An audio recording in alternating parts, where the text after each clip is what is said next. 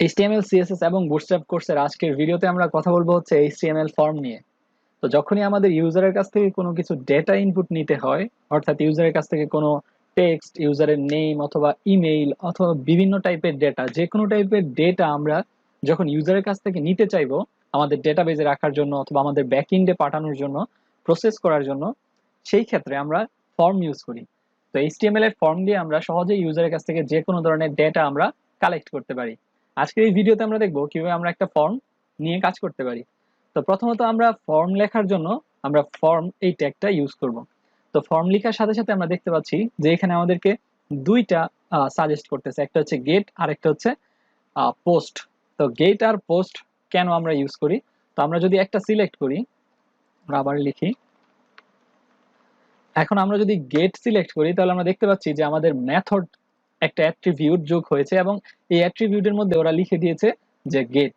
তো আমরা যদি এখানে মাউসটা রাখি মেথডের উপর, তাহলে ওরা আমাদেরকে সাজেশন দেখাচ্ছে যে গেট মেথডটা হচ্ছে মেইনলি যখন আমরা ইউজারের কাছ থেকে ডেটা নিব এবং সেই ডেটাগুলো আমাদের ইউআরএল এর মধ্যে দেখাবে, অর্থাৎ ব্রাউজারের ইউআরএল এর মধ্যে সেই ডেটাগুলো শো করবে। আর পোস্ট মেথড হচ্ছে কি, একটু কনফিডেন্সিয়াল ডেটা বা অনেক লম্বা ডেটা আমরা যখন নিতে চাইবো বা বড় বড় ডেটা যখন আমরা পাস করতে চাইবো, সেই ক্ষেত্রে আমরা পোস্ট মেথড ইউজ করব। অর্থাৎ ইউজার নেম, পাসওয়ার্ড, এইসব ক্ষেত্রে আমরা পোস্ট মেথড ইউজ করব। আর জেনারেল ডেটা যেমন মান্থ, ইয়ার, এগুলোর জন্য আমরা গেট মেথড ইউজ করব, যেগুলো আমাদের ইউআরএল এর মধ্যে শো করবে। তো এটা ছিল আমাদের ফর্মের মেথডের অপশন। তো আমরা দুই ধরনের মেথড আছে এখানে। আর অ্যাকশন, অ্যাকশনের ভিতর আমাদের যেই ফাইলটা এই ফর্মটাকে প্রসেস করবে, অর্থাৎ ব্যাকএন্ডের কোনো একটা ফাইল, অর্থাৎ আমরা ধরি যে আমরা ইউজারের কাছ থেকে যে ইউজার নেম আর পাসওয়ার্ড নিব সেটা হচ্ছে আমাদের ব্যাকএন্ডে পাঠাতে হবে, অর্থাৎ আমাদের সার্ভার সাইডে সেটা প্রসেস করবে, ইউজারের একটা অ্যাকাউন্ট খোলা হবে হয়তো। তো এই জন্য আমরা মনে করি যে আমাদের সার্ভারে একটা ফাইল রয়েছে, যেই ফাইলটা হচ্ছে তা প্রসেস করবে। আমরা ধরে নিই সেই ফাইলটার নাম হচ্ছে ইউজার অ্যাকাউন্ট ডট পিএইচপি। তো যখনই আমাদের ইউজার এই ফর্মটা সাবমিট করবে তখন এই ইউজার অ্যাকাউন্ট ডট পিএইচপির কাছে আমাদের সব ডেটা চলে যাবে, ফর্মের সব ডেটা এই ফাইলের কাছে চলে যাবে। এখন আমরা এই ফর্মের ভিতর আমরা দেখব কিভাবে কিছু ইনপুট দিতে পারি। তো ইনপুট নেওয়ার জন্য আমাদের ইউজ করতে হবে ইনপুট ট্যাগ। তো আমরা যদি ইনপুট লিখি এবং এন্টার প্রেস করি তাহলে এটা বাই ডিফল্ট আমাদের একটা টেক্সট ইনপুট হিসেবে নিয়ে নিবে। আর এটা হচ্ছে আমাদের এমটি ট্যাগ, অর্থাৎ তার কোনো ক্লোজিং ট্যাগ দরকার হয় না। তো এখন আমরা যদি এখানে লিখি ইউজার নেম, তারপর রাখি এবং একটা বিআর ট্যাগ ইউজ করি, কন্ট্রোল এস প্রেস করে আমরা যদি এটা লাইভ দেখতে চাই তাহলে গো লাইভে ক্লিক করব।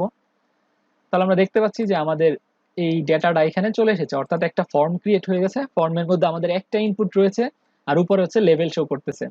তো আমরা এই লেভেলটা চাইলে এইভাবে ডিরেক্টলিও লিখতে পারি, অথবা আমরা চাইলে একটা লেভেল ট্যাগের ভিতরে তাকে লিখতে পারি লেভেল। আমরা লেভেল ট্যাগের ভিতর এভাবে লেভেল লিখে এন্টার প্রেস করলেই সে দেখাবে যে কার জন্য আমি লেভেলটা ক্রিয়েট করতেছি, ফর। তো আমাদের এই ক্ষেত্রে আমাদের ইনপুটের একটা আইডি অথবা নেম থাকতে হবে। আইডি লিখি ইউজার নেম। তো আমরা এখানে এই ফরের মধ্যে লিখে দিব যে ইউজার নেমের জন্য। তাহলে এই লেভেলটাকে আমরা কাট করে এখানে পেস্ট করে দেব। তো আমরা লেভেল ট্যাগের সাহায্যে আমরা লেভেল শো করতে পারি এবং ইনপুট এই ট্যাগটার সাহায্যে আমরা ইউজার কাছ থেকে ইনপুট নিতে পারি। তো জেনারেলি আমাদের ইনপুট ট্যাগটা হয়ে থাকে টেক্সট টাইপের, অর্থাৎ সে সাধারণত টেক্সট ইনপুট নিয়ে থাকে ইউজারের কাছ থেকে।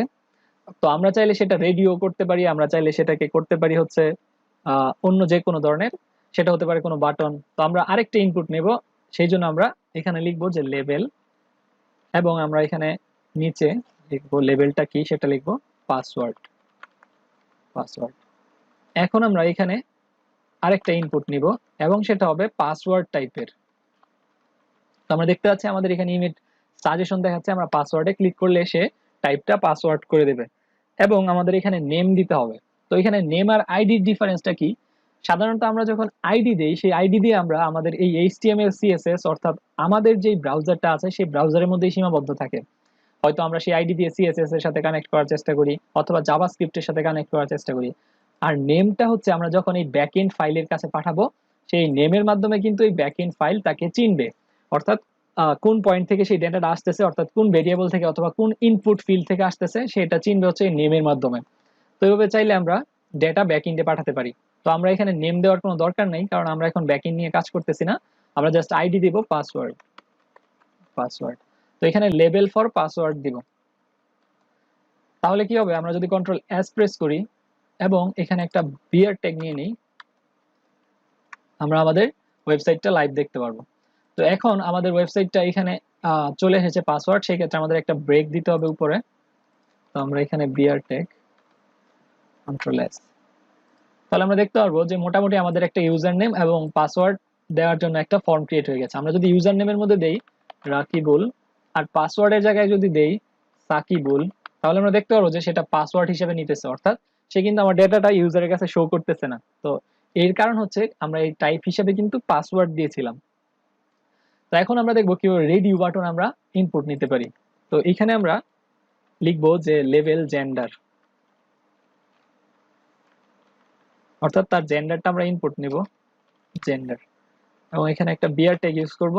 তারপর হচ্ছে আমরা ইনপুট এবং লিখবো এখানে যে রেডিও। তাহলে এন্টার প্রেস করার সাথে সাথে সে আমাদেরকে নেম দিবে এবং আইডি দিবে। আমরা একটা নেম রাখবো, সেটা হচ্ছে জেন্ডার, এবং আমরা তার ভ্যালু সেট করে দিতে পারি। ভ্যালু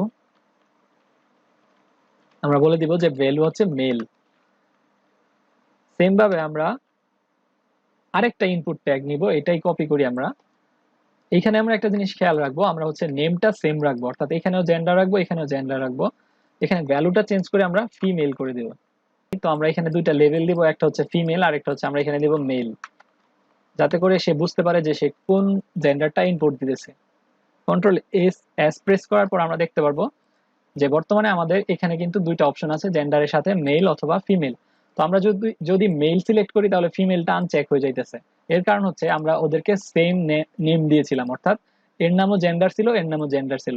তো আমরা যদি এখানে একটু চেঞ্জ করে দেই তাহলে আমরা দেখতে পারবো যে সেই ক্ষেত্রে আমাদের কিন্তু এই বৈশিষ্ট্যটা থাকতেছে না, অর্থাৎ আমরা চাইলে তখন দুইটাকে সিলেক্ট করতে পারতেছি। তো আমরা যদি একই ভ্যালু নিয়ে নেওয়ার ইচ্ছা থাকে, অর্থাৎ আমাদের দুইটা রেডিও বাটন থেকে যে কোনো একটা আমরা সিলেক্ট করতে চাই, সেই ক্ষেত্রে আমরা ওদের দুইটার নামই আমরা সেম রাখবো, তাহলে আমরা রেডিও বাটন থেকে ইনপুট নিতে পারবো। তো এভাবে আমরা সহজেই ভিন্ন ভিন্ন টাইপের ফর্মের ডেটা ইনপুট নিতে পারি। এখন আমরা দেখবো যে ফর্মের লাস্টে আমরা কিভাবে একটা বাটন ইনসার্ট করব। তো এই জন্য আমরা একটা বিয়ার ট্যাগ এখানে দিয়ে নিব অলরেডি, বিয়ার, তারপর এখানে একটা বাটন লিখবো, বাটন, এবং আমরা টাইপ দিব বাটন, বাটন। তো আমরা এখানে লিখবো যে সাবমিট। কন্ট্রোল এস প্রেস করলে আমরা এই বাটনটা দেখতে পারবো। তো এই বাটনটা এখানে চলে এসেছে যে সাবমিট। তো এইভাবে আমরা চাইলে একটা ফর্ম ডিজাইন করতে পারি, যদিও এখন এই ফর্মটা দেখতে খুবই বাজে দেখাচ্ছে, আমরা সিএসএস ইউজ করে হয়তো এই ফর্মটা আরো সুন্দর করতে পারবো, প্যাডিং, মার্জিন ইত্যাদি দিয়ে।